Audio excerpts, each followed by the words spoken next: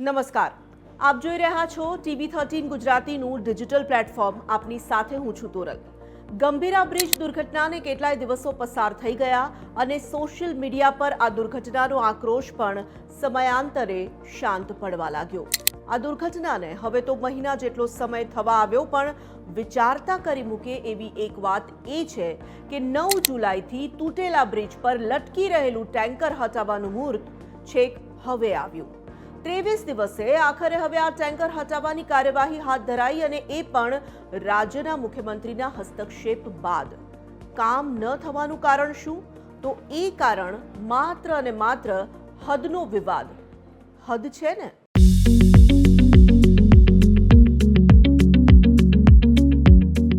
આ મારી હદમાં નથી આવતું. આ વાક્ય ગુજરાતમાં તો અનેકવાર અનેક લોકોએ સાંભળ્યું જ હશે. સરકારી કચેરીમાં કોઈ કામ લઈને જાઓ તો એક બારીથી બીજી બારી અને એક ટેબલથી બીજા ટેબલના ધક્કા જેણે ખાધા હશે તે જાણતા જ હશે કે કામ ન કરવા અને આ મારું કામ નથી એવું કહેવા જાડી ચામડીના આ સરકારી બાબુઓ કેટલી હદે ટેવાયેલા છે. કોઈ અકસ્માતની ઘટના બને કે પછી કોઈ એવો પ્રશ્ન સર્જાય તો પોલીસ સ્ટેશનની હદ નક્કી કરવામાં પોલીસ તંત્ર એકબીજાને ખો આપતું હોય છે અને પ્રશ્ન લટક્યા કરતો હોય છે. એવા અનેક કિસ્સા આપણે જોઈ ચૂક્યા છીએ.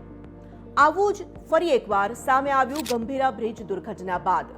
23 દિવસ સુધી આ બ્રિજ દુર્ઘટના બાદ એક ટેન્કર લટકેલી હાલતમાં રહ્યું અને તેને ઉતારવાની કાર્યવાહી જ ન કરવામાં આવી. નદી પર બનેલો આ બ્રિજ અને વચ્ચોવચ આ બ્રિજ તૂટ્યો. માફ કરજો, બ્રિજનો એક ગાળો તૂટ્યો.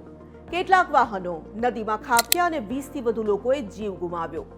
એક ટેન્કર પડું હાલતમાં લટકી રહ્યું, પણ એ જે જગ્યા પર લટકી રહ્યું હતું તે કોની હદમાં આવે એ ગંભીર પ્રશ્ન. આ તરફ આણંદનું તંત્ર અને બીજી તરફ બરોડાનું તંત્ર.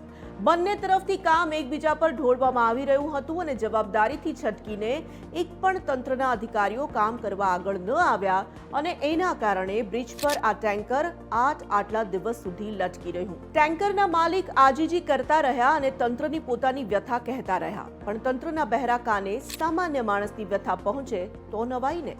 મીડિયા સમક્ષ પણ ટેન્કરના માલિકે પોતાની વાત રજૂ કરી કે તેમને આ ટેન્કરના હપ્તા પણ હજી ચાલી રહ્યા છે, તેને ક્યાં ઉતારી આપો, ક્યાં નદીમાં પાડી આપો.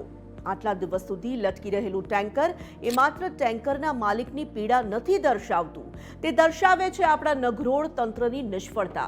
તે દર્શાવે છે કામ ન કરવાની વૃત્તિ અને તેની આળસ. તે દર્શાવે છે કે તંત્ર કેટલું જાડી ચામડીનું છે કે તેને બે આંખોની શરમ પણ નડતી નથી. આખી વાત મુખ્યમંત્રી સુધી પહોંચી. તેમણે આદેશ આપ્યા, પણ માર્ગ મકાન વિભાગ તેનો કોઈ ઉકેલ જ ન લાવી શક્યા અને હદના બહાના તળે કામ ટેન્કરની જેમ અધ્ધરતાલ રહ્યું. આખરે મુખ્યમંત્રીએ હસ્તક્ષેપ કરવો પડ્યો અને અધિકારીઓનો ઉધડો લઈને કામ પૂર્ણ કરવાની જવાબદારી સોંપવામાં આવી આણંદ કલેક્ટરને.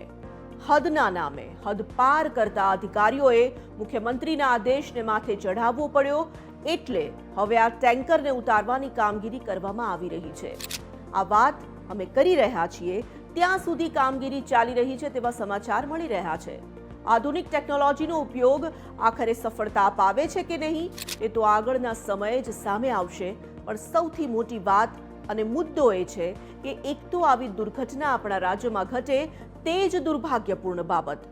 તેની નામોશી તો આપણા રાજ્યના તંત્રના માથે હતી જ, અને તેમાં જ્યારે આ રીતે કોઈ વાહન હદની પડોજણમાં 23 દિવસ સુધી લટકેલું રહે અને તંત્ર ધરાર કાર્યવાહી ન કરીને આપણા વ્યવસ્થા તંત્રને જ સવાલોના ઘેરામાં નથી મૂકી રહ્યું. હદની વાતે ખરેખર આ વખતે તો હદ જ વટાવી દીધી કહેવાય ને.